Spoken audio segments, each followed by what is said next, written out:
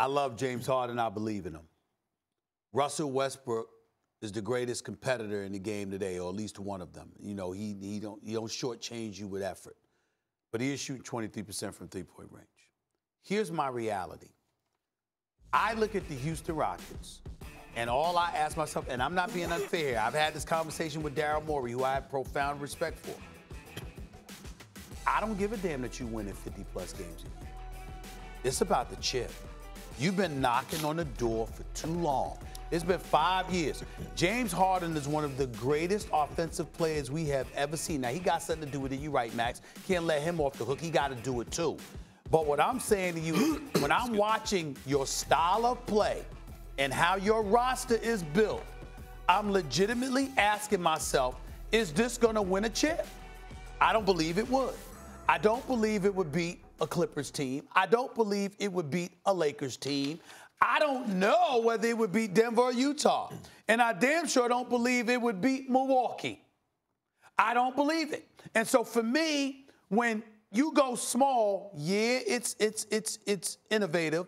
We haven't seen that since 1963 with the New York Knicks, what they did the other day when they didn't play a player over 6'6".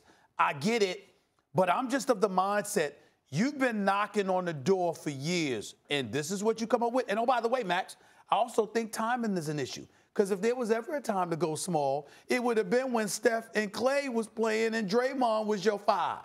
This ain't the time now with the Lakers having those trees, with the Clippers being relevant. This ain't the time to be all small. That's just my opinion. There are 3 things I want to say. One, they're not going small ball because they want to get small. They're going small ball because it's easier to find well-rounded players who aren't tall. If P.J. Tucker were 7 feet tall, he'd be a max contract player. You'd never be able to get him.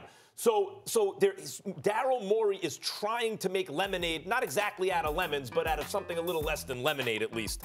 I'm going to give you 2 analogies here. One is chess. Remember I told you about an asymmetrical strategy? If the white pieces move first, of course, right? So the black pieces I just know the queen's the most powerful. That's all I know. There you go, Molly. But so if the black pieces simply make the same theoretically strongest move as the white, they're always a step behind. So they have something called an asymmetrical strategy. You put pressure on another file. You try to unbalance the board. If you create an imbalance, now it's a wide open game. So there's some of that going on. Remember a couple years ago when I thought that they would beat Golden State, they should have beaten Golden State at home, Game 7. They missed every single shot. It was the worst shooting performance ever, and James Harden came up very small. But why were they even in that position? They couldn't match up with Golden State. They weren't as talented.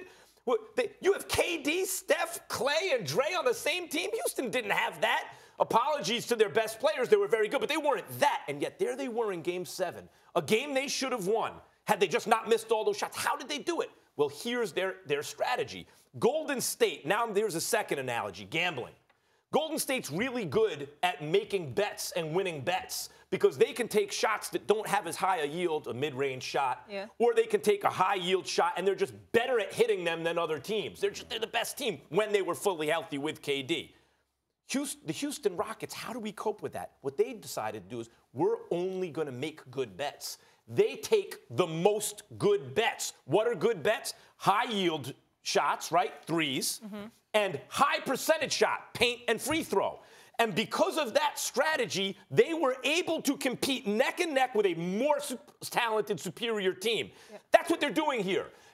He's doubling down, Daryl Morey, tripling down, quadrupling down on placing those kind of bets because he can't compete with the talent. Are they saying, I can't beat you straight up, so I got to kind of try this gimmick, and you sort of can't knock their hustle because they need to do something. They don't have a big man. They are. I think they are because for a multitude of reasons. Number one, I think Daryl Morey, who I agree with Stephen A., he is brilliant. He's a savant.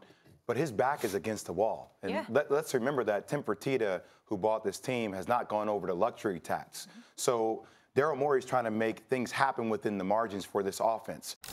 Thanks for watching ESPN on YouTube. For more sports highlights and analysis, be sure to download the ESPN app. And for live streaming sports and premium content, subscribe to ESPN+.